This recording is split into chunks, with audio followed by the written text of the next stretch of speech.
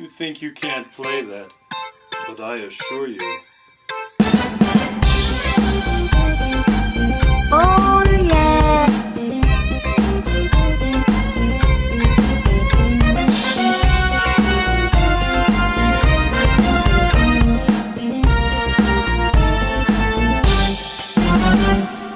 I have something for you. Do you want it? Hey, that's Labyrinth! I knew you reviewed import video games, and so I got that, just for you. Thanks a lot, Jareth. Now, it goes without saying that Labyrinth is a beloved movie from 1986 and is nested in many people's minds as one of the best children's movies to come out of that time, alongside Neverending Story and Dark Crystal, so we'll just leave it at that.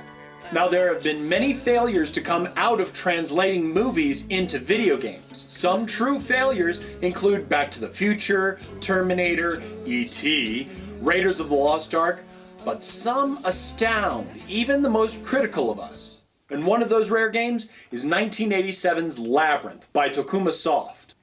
You remind me of someone. Yeah, Rick Schroeder. I get that a lot. So this game, Labyrinth, was Actually, I must confess that my labyrinth truly isn't a labyrinth at all. You see, it's more of a maze. A maze has many branching paths, whereas a labyrinth has only one continuous path that leads to the center. So, in truth, my labyrinth is actually a maze. So then why do you call it a labyrinth? Because chicks dig that word. What? Labyrinth. So anyways, Labyrinth was created by Tokuma Soft, and if you have seen the movie, this game will be pretty self-explanatory, for the most part. You need to save your little brother in 13 hours, and holy crap, that time is going by really fast! Dang, Jareth, you aren't kidding around, are you? What can I say? She pissed me off. Oh God, I love her so. If only she would bow down to me, worship me, then I would be her slave. I'll bet you like the Twilight books too, don't you? Yeah, great books. Anyways, here's the controls. I'm Team Jacob. The A button has Sarah throw a stone towards the enemy, while pressing and holding down the B button stops your companion from moving around. The select button pauses the game normally, stops the music, and the start button pauses the game, but not the music, and allows you to make choices from the menus. Now, as I said, the game follows the path of the movie actually quite closely, without all the dialogue and all that extra junk. The first thing you have to do is find the door to the labyrinth. Then you actually have to look for the worm, who gets you inside the labyrinth proper and gives you some pocket money to boot. Then you go to the main meat of the game. In 13 hours, you have to find 12 key pieces and a magic stone that combines all the keys together to enter Jareth's tower.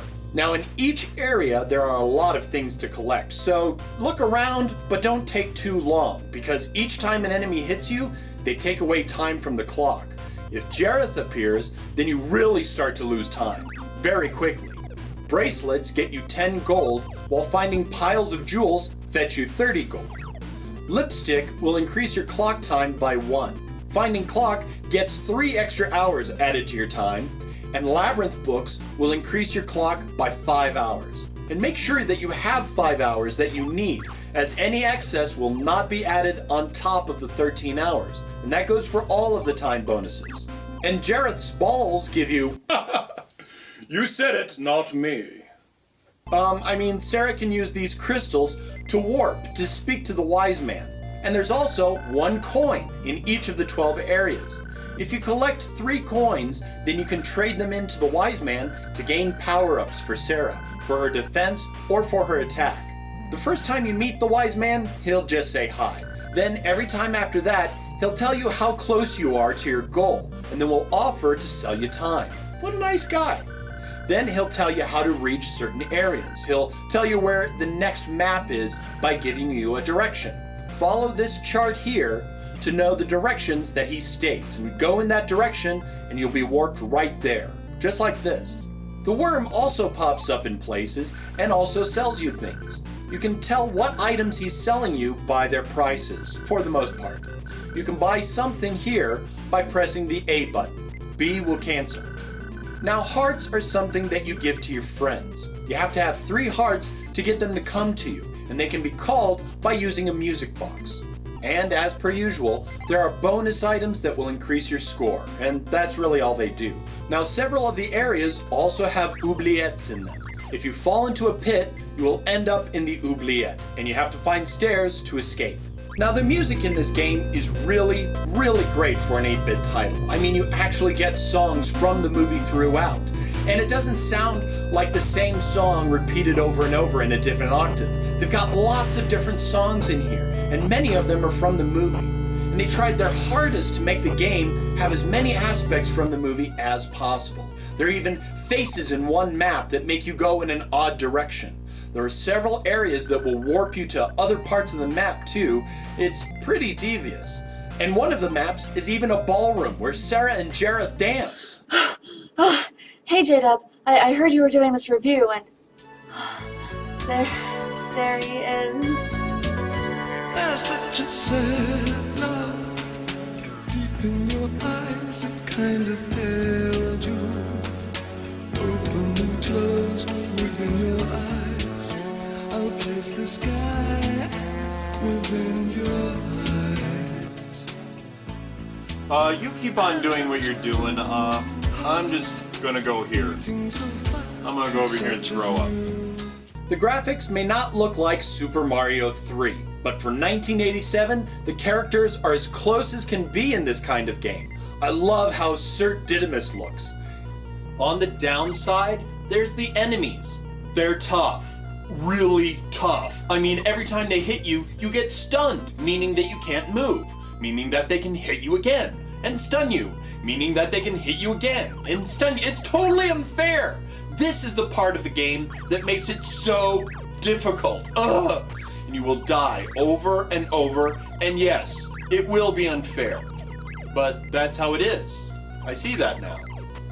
This is probably why the game never came to the States. I mean, give me the hedge maze that warps you around any day. And still, I wouldn't be reviewing it if I didn't think that you couldn't play it and enjoy it. Oh, that reminds me of something. Oh, really? A gamer. What gamer? A gamer with a power.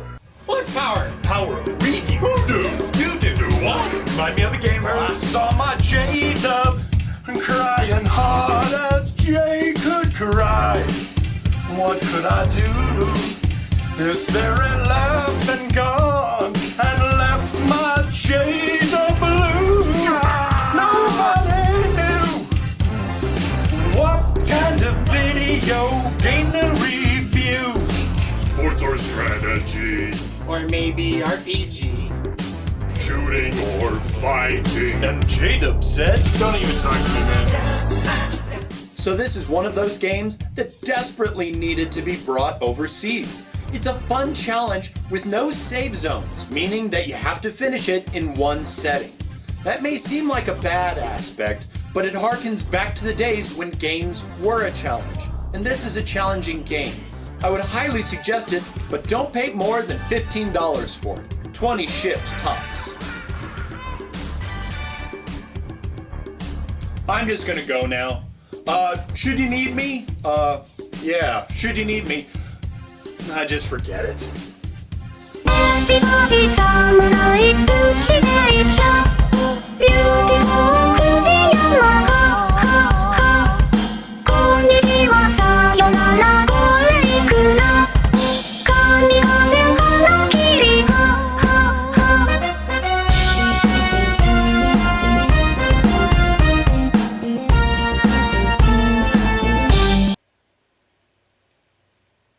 Nom nom nom nom nom nom nom nom nom nom nom nom nom.